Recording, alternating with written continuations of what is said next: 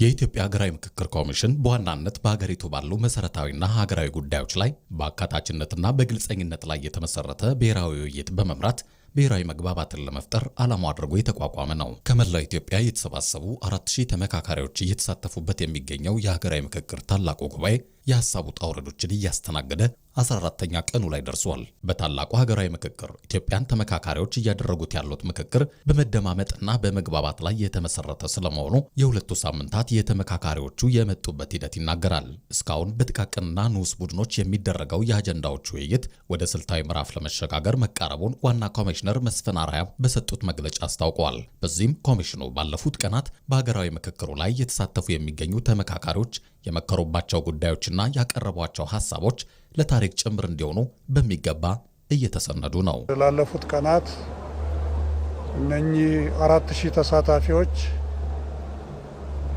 400 ላይ ተከፋፍለው የ50 ቡድኖች ማለት ነው።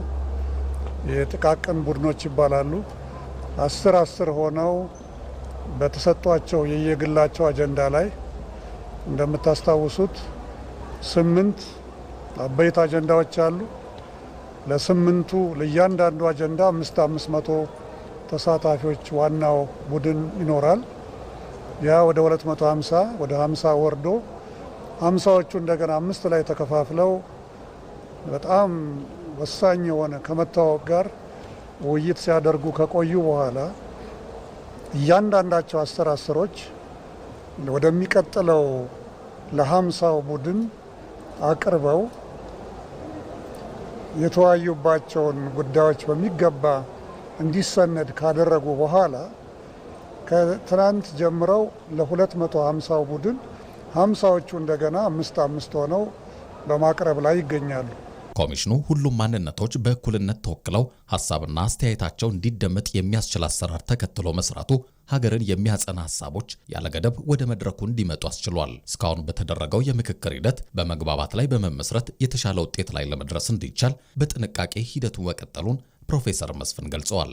በምክክሩ መሃል ማንኛውም አይነት አለመግባባት ሲከሰትም ችግሩን ለመፍታት የሚያስችል አሰራር መበጀቱንና ራሱን የቻለ ቡድን መዋቀሩንም ዋና ኮሚሽነሩ አስታውቀዋል። ከስር ችግሮች በሚፈጥሩበት ጊዜ ገብተው በዚህ ላይ እርዳታ የሚሰጡ የተለያዩ ቡድኖች አሉ። አንዱ የሀገር ሽማግሌዎች ናቸው። ሌሎች የፓነል ኦፍ ኤክስፐርትስ የምንላቸው ነው። ከዛ የተውጣጡ ናቸው። እነኚህ ከኮሚሽነሮቹ ጋር በመሆን ጥያቄዎች የሚነሱበት ጊዜ ቀድሞ የሚደርሱ ናቸው። ቅድም የጠቀስኳቸው ክልሎችንና ትልልቆቹን የማህበረሰብ ክፍሎች በተመለከቱ ነው። እነኚህ ግን እዚህ በሚነሱ እሰጥ አገባዎች ምክንያት እሰጥ አገባዎቹ ተካረው ወደ አላስፈላጊ ሂደት የሚሄዱ ከሆነ ቀጥታ የምንመራው ወደ ሀገር ሽማግሌዎች እና ከፓነል ኦፍ ኤክስፐርትስ ከኮሚሽነሮች እና ከቅሬታ አሰጣጥ በኮሚሽነሮች በሚመራው ወደ ቅሬታ አሰጣጥ ቡድን ይሆናል። በምክክሩ ሁሉም ተመካካሪዎች ሐሳባቸውን በነጻነትና በግልጽ እያቀረቡ እንደሚገኙ የገለጹት ኮሚሽነሩ በርዕሰ ጉዳዮች ላይ ውሳኔዎች ተላልፈዋል የሚለው ሐሳብ የተሳሳተ መረጃ መሆኑን በመጥቀስ ሁሉም አጀንዳዎች ገና በምክክሩ ጠረጴዛ ላይ በተመካካሪዎች ውይይት እየተደረገባቸው ስለመሆኑም ኮሚሽነሩ ገልጸዋል።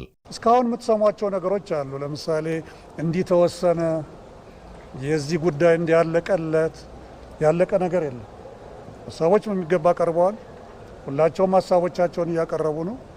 ስለዚህ አሁን ከዚህ ከዳይቨርጀንት ከሚበታትነን በጣም በርካታ የሆኑ ይዘን የመጣናቸው ሐሳቦች በሙሉ ቀስ እያሉ እየተጠጋጉ ነው። ያው ደጅ እንደምትሰሙት በዚህ ርዕስ ላይ እንዲህ ተብሎ ለእናንተ እንኳን ሲቀርብላችሁ ብዙ መቀራረቦች እንዳሉ ሳታስተውሉ አልቀራችሁም። ስለዚህ እስካሁን የተወሰነ ነገር የለም። ይሄ ቦታ እንደዚህ ተወሰነ፣ እነኚህ ፓርቲዎች እንዲህ ያደረጉ፣ እነኚህ ዝም ብሎ ሐሳቦች፣ ፍላጎቶች፣ ምኞቶች ናቸው እንጂ ወደ ውሳኔ የሚያቀርበው ፌዝ ወይም ምዕራፍ ላይ ገና አልደረስንም። የኮሚሽኑ ዓላማ ትንሽም ሆነ ብዙ ቁጥር ያለው የማህበረሰብ ክፍል በእኩልነት እንዲነጋገር መሆኑን ጠቁመው የምክክሩ ስነ ዘዴ ሁሉም እኩል አሸናፊ ሆኖ እንዲወጣ የሚያስችል ነው። የኮሚሽኑ ዋና ኮሚሽነር መስፍን አርአያ ተመካካሪዎች ይህንን ታሪካዊ ሂደት በሚገባ መጠቀም እንደሚገባቸውም አሳስበዋል።